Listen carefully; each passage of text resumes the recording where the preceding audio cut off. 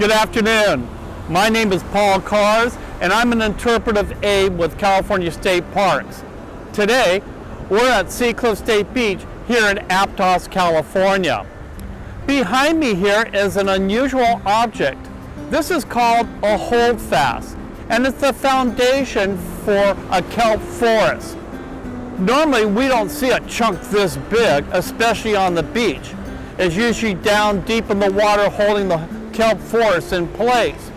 But the recent storms that we had here on January 5th brought up a whole lot of these holdfasts. In fact, behind me here on the beach is a whole section of holdfasts that have been brought up and disturbed the kelp forest here at Seacliff State Beach. Now remember, a kelp forest gets all of its water and nutrients from the water around it, so it doesn't really need roots to pick that up. But in order to handle the wave action, it's got to have a holdfast, like little roots that hold on the rock underneath. So when the waves get really heavy, the kelp plant doesn't wash ashore.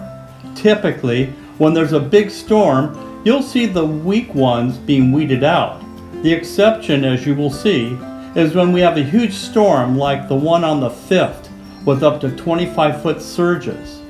In that case, huge fields of very old and mature kelp forests were ripped from the ocean floor and ended up on the beach here at Seacliff. This upheaval disturbs the local marine environment on several levels. First, you have many small animals living in the kelp forest who aren't out in the open where the predators can get hold of them.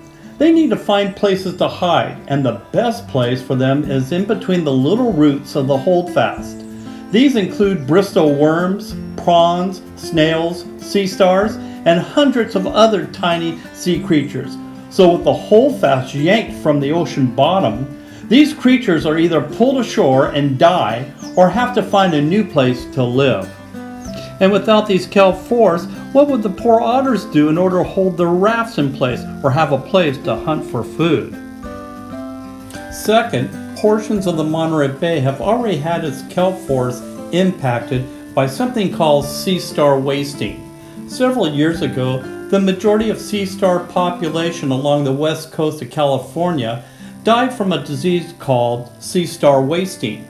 As a result, the population of one of its major food sources, the sea urchin, blossomed out of control. Sea urchins' favorite food is kelp, and with their population left unchecked, our kelp forests are declining not only in the Monterey Bay, but all up and down the coast of California. So having these huge chunks of holdfast pulled from the ocean bottom at Seacliff has added to the environmental impact facing our local kelp forests. Thank you for taking the time to learn more about the impact of the January 5th storm upon Seacliff State Beach. If you'd like to see these huge kelp holdfasts in person, Seacliff State Beach is now partially open, and we invite you to either walk or cycle down to the beach since vehicle traffic is still restricted, with parking available only in the upper lot.